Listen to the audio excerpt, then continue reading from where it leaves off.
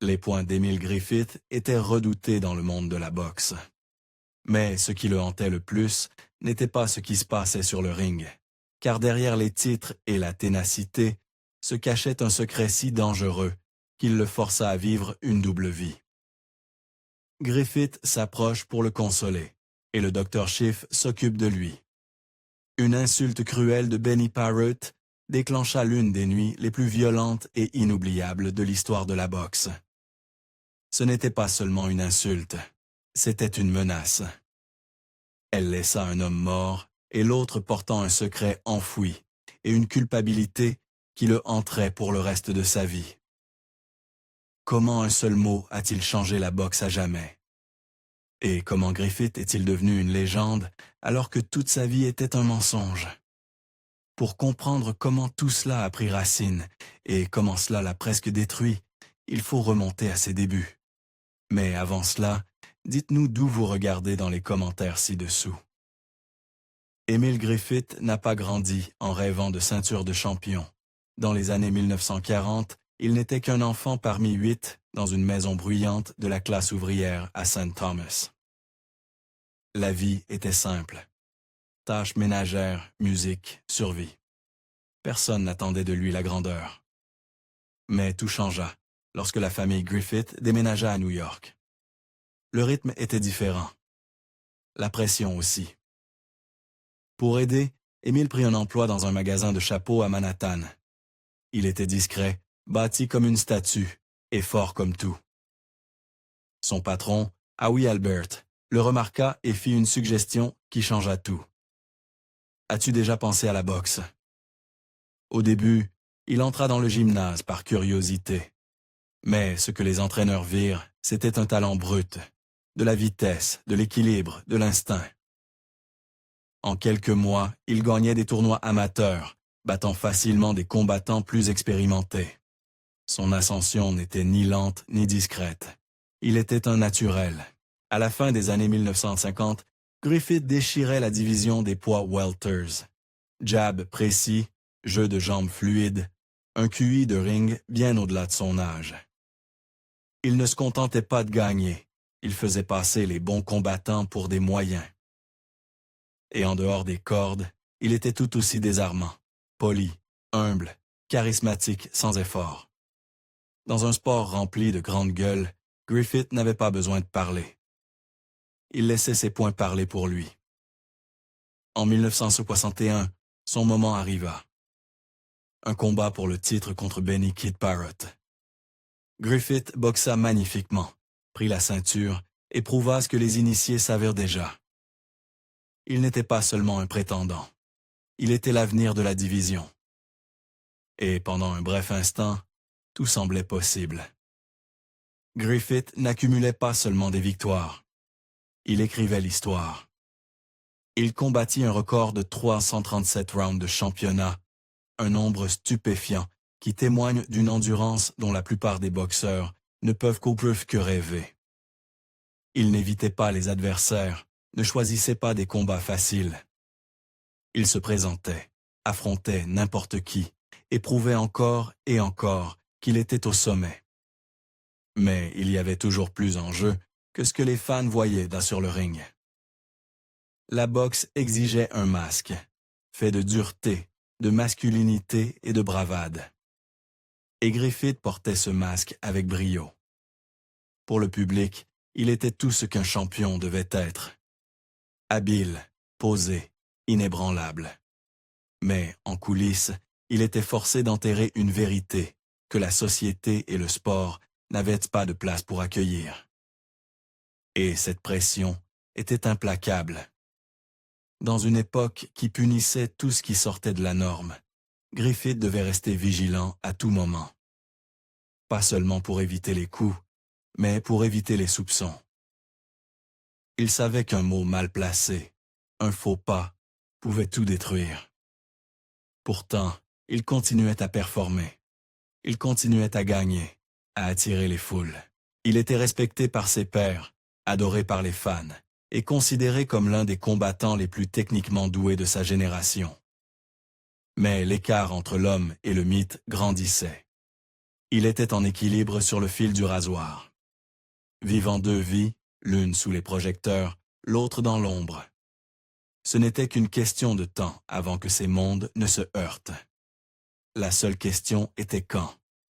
Et quand cela arriva, ce fut dans le ring, avec Benny Kid Parrot face à lui. La nuit du 24 mars 1962 n'était pas une nuit comme les autres à Madison Square Garden. C'était le genre de nuit qui change tout. Emil Griffith et Benny Parrot ne se battaient pas seulement pour une ceinture. Ils traînaient dans quelque chose de bien plus lourd dans le ring.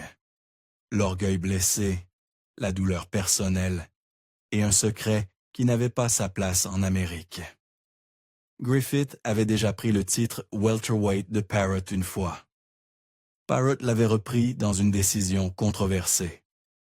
Lorsqu'ils se rencontrèrent pour la troisième fois, la tension n'était pas seulement palpable, elle était toxique.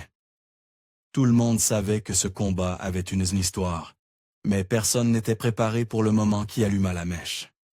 Parce que ce qui rendit cette nuit unique se passa avant même qu'un seul coup ne soit porté.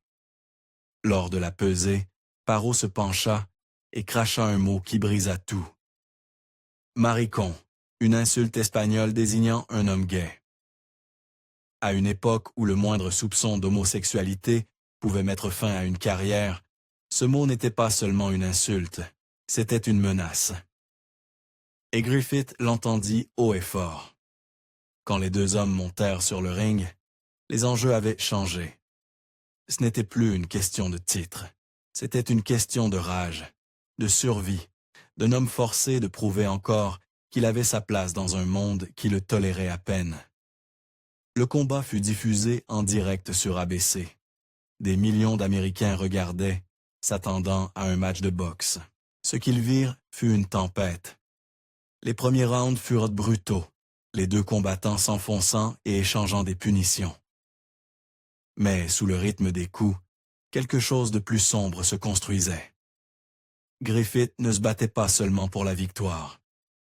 Il exorcisait l'humiliation, et au fur et à mesure que les rounds avançaient, on pouvait le voir dans ses yeux. Il n'allait pas laisser cette insulte sans réponse. La foule le sentit. Les commentateurs le sentirent. Bon sang, je l'ai senti. Et je suis sûr que vous l'avez senti aussi.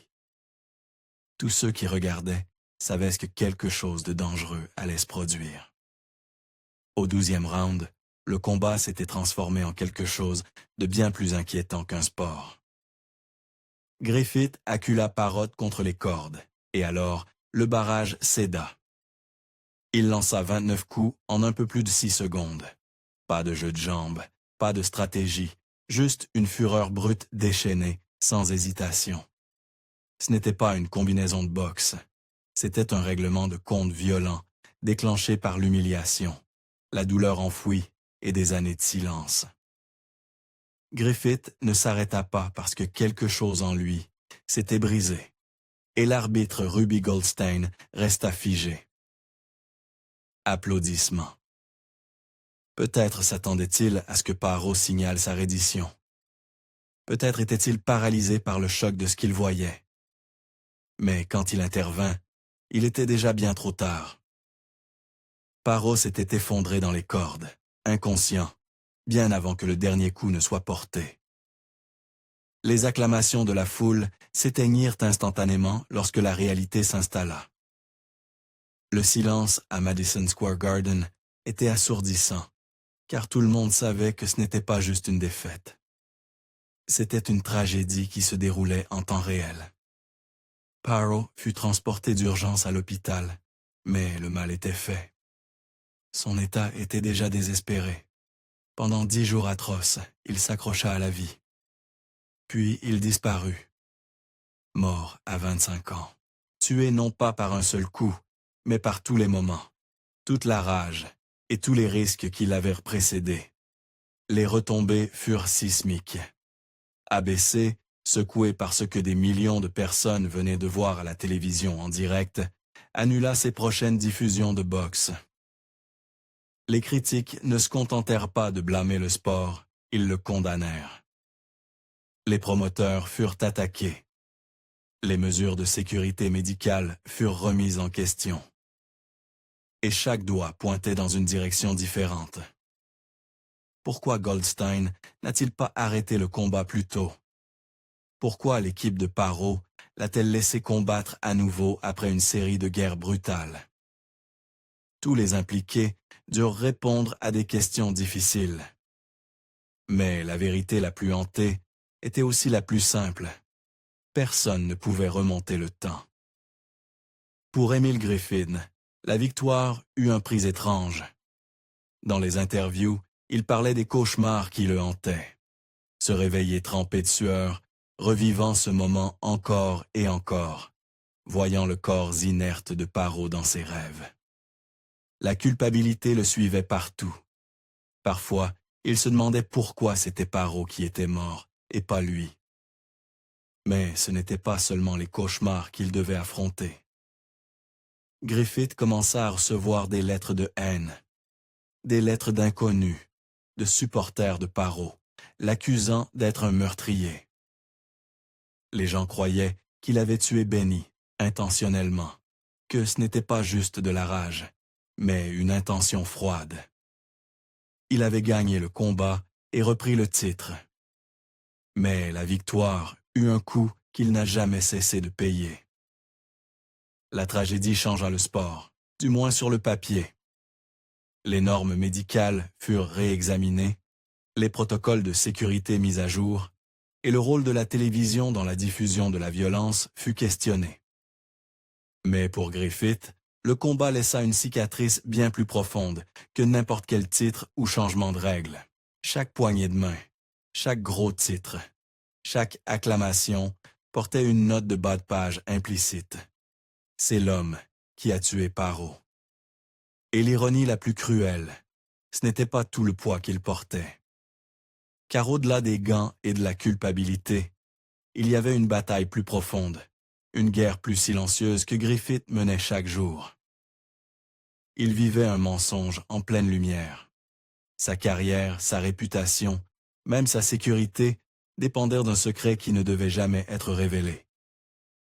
La plupart des fans ne l'ont jamais vu. Ils voyaient le sourire, le charme, les ceintures de champion. Mais derrière les caméras, Griffith était quelqu'un d'autre. Champion le jour, exilé la nuit. Ce genre de pression ne façonne pas seulement un homme.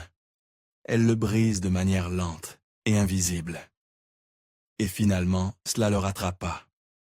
La vie en dehors du ring exigeait une force que le monde de la boxe n'a jamais vue et rarement respectée. Il était loué pour sa ténacité, sa résilience, sa capacité à encaisser les coups et à toujours sortir vainqueur. Mais aucune ceinture de champion ne pouvait le protéger du danger d'être lui-même. Dans l'Amérique des années 1950 et 1960, être ouvertement bisexuel n'était pas seulement tabou, c'était illégal. Les lois anti-sodomie étaient appliquées dans chaque État, et l'Association psychiatrique américaine classait l'homosexualité comme une maladie mentale jusqu'en 1973. Pour quelqu'un dans la position de Griffith, l'authenticité n'était pas seulement un suicide professionnel. Cela risquait l'arrestation, l'humiliation publique ou l'internement forcé. Alors, il fit ce que tant d'autres étaient forcés de faire. Il se divisa en deux. Il n'aimait pas les étiquettes, mais il connaissait les enjeux. Pour le public, il était le champion charmant et impeccable. Toujours souriant, disant toujours ce qu'il fallait. Mais en privé, il s'accrochait à de rares moments de liberté. Des nuits où il pouvait enfin respirer, même s'il devait regarder par-dessus son épaule en le faisant. Il vivait au bord de l'exposition, où une mauvaise rumeur pouvait tout détruire. Et les rumeurs étaient toujours là. Les entraîneurs chuchotaient, les promoteurs fermaient les yeux, même les combattants spéculaient. Mais personne n'osait l'affronter directement. C'était un secret de polichinelle, qui flottait dans les gymnases et les vestiaires, évoqué seulement derrière des portes closes. Ce silence était à la fois un bouclier et une menace. Tout le monde connaissait les conséquences si cela devenait public. Mais il suffit d'un mot pour briser cette fragile illusion. Quand Benny Parot l'a appelé Marie-Canne à la pesée, ce n'était pas juste une insulte. C'était une attaque contre son existence même. Ce seul mot a traversé Griffith d'une manière qu'aucun coup n'aurait pu faire. Cela lui rappela que peu importe combien de titres il gagnait, il serait toujours à un faux pas de tout perdre. Alors, il fit ce qu'il devait faire. Il joua le rôle que le monde attendait de lui. En 1971, il épousa la danseuse Mercedes Donostor. Le mariage dura seulement 2 ans. Cela fit taire les chuchotements pendant un temps, mais cela ne changea pas la vérité. Quand les lumières s'éteignaient et que les foules rentraient chez elles, Griffith trouvait refuge dans les ombres de New York. Il devint un habitué des bars gays de Manhattan, des endroits où il pouvait enfin lâcher prise. Mais même ces bars n'étaient jamais vraiment sûrs. Les descentes de police étaient fréquentes, et être pris pouvait signifier une arrestation ou voir son nom publié dans les journaux. Pour quelqu'un comme Griffith, le risque était énorme. Pourtant, ces nuits fugaces lui offraient quelque chose qu'il ne trouvait nulle part ailleurs. La liberté. Un moment pour être simplement. Mais cette liberté avait un coût. La solitude de vivre une double vie pesait lourdement. « J'aime les hommes et les femmes, mais je n'aime pas être enfermé », a-t-il dit un jour. « Je suis juste moi », a déclaré Griffith. C'était une supplication silencieuse pour être compris. Il aspirait à la connexion, mais la peur gardait ses murs hauts. Il construisit des amitiés et des relations, mais il ne pouvait jamais partager tout son être. Le monde dans lequel il vivait était brutal envers les hommes comme lui. L'homophobie n'était pas seulement une partie de la culture. Elle était inscrite dans la loi, appliquée par la police et relayée par les médias. Et dans la boxe, où la dureté et la masculinité étaient tout, il n'y avait aucune place pour quiconque ne rentrait pas dans le moule. Griffith devait se battre pour se prouver encore et encore. Pas seulement pour les titres, mais pour son identité même. Chaque sourire, chaque poignée de main, chaque apparition dans la presse était une performance. Et cette performance, jour après jour, laissait des cicatrices que personne ne pouvait voir. Il est difficile d'imaginer le tribut que cela prend. Ce n'était pas seulement risqué, c'était dangereux. Alors, il resta silencieux, gardant la vérité enfouie. Et avec le temps, la dissimulation, la peur, la double vie constante, tout cela façonna tout. Comment il vivait, à qui il faisait confiance et à quel point il laissait les gens s'approcher. Même dans ses moments les plus fiers, il y avait une ombre. La certitude que l'amour qu'il recevait venait avec des conditions. Ils adoraient le boxeur, mais ils n'auraient pas accepté l'homme. Mais les secrets ne restent pas enfouis pour toujours. Dans les années 1990, le monde commençait à changer, mais pas assez vite pour que quelqu'un comme Griffith se sente vraiment en sécurité. Et une nuit à New York prouverait à quel point il était encore périlleux pour lui de chercher ne serait-ce qu'un soupçon de liberté. C'était en 1992. Emile Griffith avait 54 ans, loin des projecteurs depuis longtemps, mais cherchait toujours de petits moments de réconfort dans la ville qu'il appelait chez lui. Cette nuit-là, il sortit d'un bar de Manhattan, un endroit où il pouvait enfin respirer. Mais le monde extérieur n'avait pas changé, autant qu'il l'aurait espéré. Le danger qu'il avait esquivé pendant des décennies était toujours là. Et cette fois, il ne le manqua pas. Sur le trottoir, un groupe d'hommes l'affronta. Nous ne savons pas ce qui fut dit. Ce que nous savons, c'est qu'ils le battirent sauvagement. Poings, bottes, rage. Ce n'était pas un simple vol. C'était un message. L'attaque, bien que jamais officiellement qualifiée de crime de haine, emportait toutes les marques.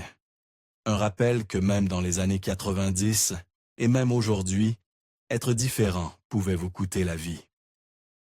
Griffith fut laissé inconscient dans la rue, ensanglanté et meurtri, côte cassée, traumatisme crânien, bleu partout. Il passa les 4 mois suivants dans un lit d'hôpital, se remettant d'une agression qui n'avait rien à voir avec la boxe.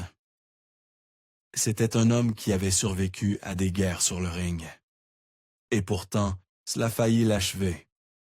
Mais la blessure la plus profonde était de savoir. Après une vie entière à se cacher, à essayer de respecter les règles, le monde l'avait rattrapé. Les cicatrices de cette attaque ne s'arrêtèrent pas à la surface. Au début des années 90, Griffith montrait déjà des signes de dommages neurologiques profonds. Discours brouillés, perte de mémoire, confusion. Des années de punition sur le ring le rattrapaient. Les médecins appelèrent cela la démence pugilistique ou syndrome du boxeur. Une désintégration lente et impitoyable causée par des traumatismes crâniens répétés. Mais l'agression n'a pas seulement accéléré cela. Elle a précipité le déclin. C'est une cruelle ironie. La violence qu'il avait endurée pour sa carrière et maintenant pour son identité le privait de lui-même, morceau par morceau. Imaginez cela. Un homme qui autrefois affrontait des légendes en face à face ne pouvait plus marcher dans une rue sans peur. Et le prix de la gloire, de la dissimulation, de la survie, tout cela arrivait à échéance. L'attaque n'était pas seulement une tragédie personnelle. C'était un rappel brutal des dangers auxquels les personnes LGBTQ+, faisaient encore face partout, même dans une ville aussi grande et soi-disant tolérante que New York. C'était en 1992, des décennies après Stonewall. Et pourtant, la violence et la haine rôdaient toujours dans l'ombre. L'histoire de Griffith n'a jamais été seulement une question de boxe. C'était une question de survie dans un monde qui refusait de faire de la place pour quelqu'un comme lui. Chaque moment d'authenticité avait un coût. Et cette nuit-là, le coup fut presque tout. Sa récupération fut lente et incomplète. Les bleus s'estompèrent, mais les dommages à son esprit et à son âme persistèrent. Griffith se retira du monde, et la solitude qu'il avait portée pendant des décennies ne fit que s'accentuer. Il savait maintenant plus que jamais que le monde ne l'accepterait jamais pleinement. Ni le combattant, ni certainement l'homme. Mais si vous regardez ce qui s'est passé ensuite, vous verrez qu'il ne s'est pas simplement effacé dans l'ombre. Même alors que sa santé déclinait, il montra une défiance silencieuse. L'attaque n'a pas effacé son héritage. Elle l'a rendu plus compliqué, imparfait, complexe, profondément humain. Le mythe s'est estompé. L'homme s'est resté. La plupart des gens se souviennent d'Emile Griffin comme de l'homme qui affrontait tous les adversaires, battait des records et devenait champion du monde à 6 reprises. Mais à la fin, cette image puissante s'est effacée. L'homme qui semblait autrefois inarrêtable luttait maintenant pour se rappeler où il était. Les années de punition, la chose même qui l'avait rendu grand, le déchirait désormais de l'intérieur. Griffith développa une démence pugilistique, ce que nous appelons maintenant l'encéphalopathie traumatique chronique, CTE. Le combattant qui voyait autrefois tout venir ne pouvait plus se souvenir de noms simples. Au début, les gens appelaient cela le vieillissement. Mais ceux qui étaient proches de lui savaient mieux. La confusion, les répétitions, les regards vides. Ce n'était pas le temps qui le rattrapait, c'était la boxe qui réclamait sa dette finale. Et pourtant, au milieu du brouillard, quelque chose de remarquable se produisit. Les murs qu'il avait maintenus pendant des décennies commencèrent à s'effondrer. Peut-être était-ce l'âge, peut-être l'épuisement, ou peut-être en avait-il simplement assez de faire semblant. Mais il commença à parler avec une honnêteté brute qu'il ne s'était jamais permise auparavant, à propos de la douleur, des regrets, du secret. Ce n'était pas une opération de communication. C'était un homme disant ce qu'il avait besoin de dire, essayant de récupérer sa vérité avant qu'elle ne s'évanouisse à jamais. C'est à ce moment-là que Griffith prononça l'une des déclarations les plus honnêtes et puissantes de sa vie. « J'ai tué un homme, et la plupart des gens comprennent et me pardonnent. Cependant, j'aime un homme, et beaucoup disent que cela fait de moi une personne mauvaise. » Cette phrase résumait la contradiction qui avait façonné toute son existence. En quelques mots, il exposa le double standard brutal qui avait hanté sa vie. La violence était pardonnable. L'amour ne l'était pas. La douleur dans ses mots était claire, mais le soulagement de les avoir enfin dits à haute voix l'était tout autant. Ce fut un moment de clarté, une lueur de paix, un rare moment de liberté dans un monde qui ne lui avait jamais donné la permission d'être lui-même. Au milieu du déclin, il n'était pas complètement seul. Luis Rodrigo, son compagnon de longue date, devint son ancre dans la tempête. Leur relation n'était ni ostentatoire, ni publique, mais elle était réelle, quelque chose de stable dans une vie qui avait été tout sauf cela. Rodrigo resta à ses côtés dans les pires moments, lui offrant soin, réconfort et quelque chose que Griffith n'avait jamais connu, la stabilité. Dans une vie marquée par les secrets et les pertes, c'était une connexion rare et authentique. Quelques visages familiers de ses jours de boxe continuaient à prendre de ses nouvelles. D'anciens rivaux, entraîneurs et jeunes combattants qui le considéraient comme une légende. Même alors que sa mémoire s'effaçait, son amour pour le sport ne le quitta jamais. Il visitait les gymnases, regardait la nouvelle génération s'entraîner et parfois même donnait des conseils. Il avait peut-être oublié les grands noms et les dates importantes, mais le ring restait sa maison. Emile Griffith passa ses dernières années d'une manière que peu attendraient d'un ancien champion du monde. Il n'y avait plus de grande foule, plus de lumière vive, juste des jours calmes, remplis de moments simples, assis avec de vieux amis, partageant des histoires et des instants fugaces de paix.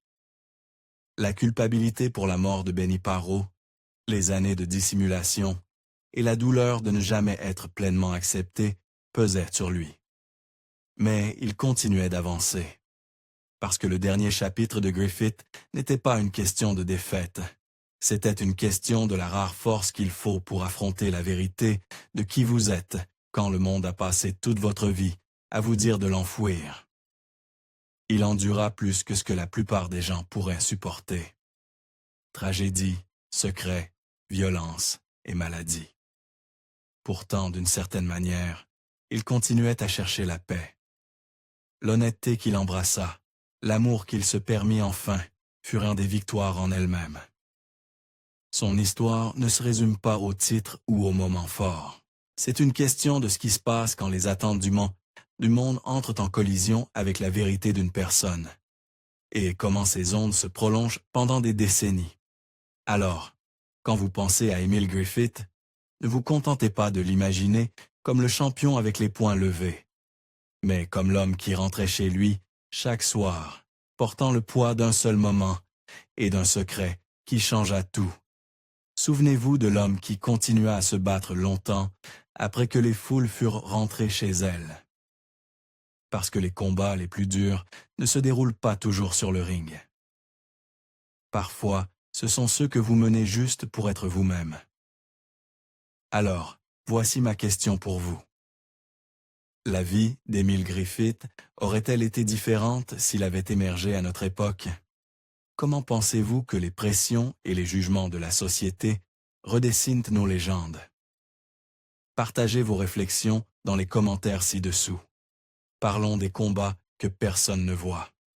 Et si vous étiez là pour Griffith contre Parrott, n'oubliez pas de cliquer sur le bouton « J'aime » et de vous abonner pour que nous puissions continuer à plonger profondément dans les histoires au-delà du ring. À bientôt pour le prochain.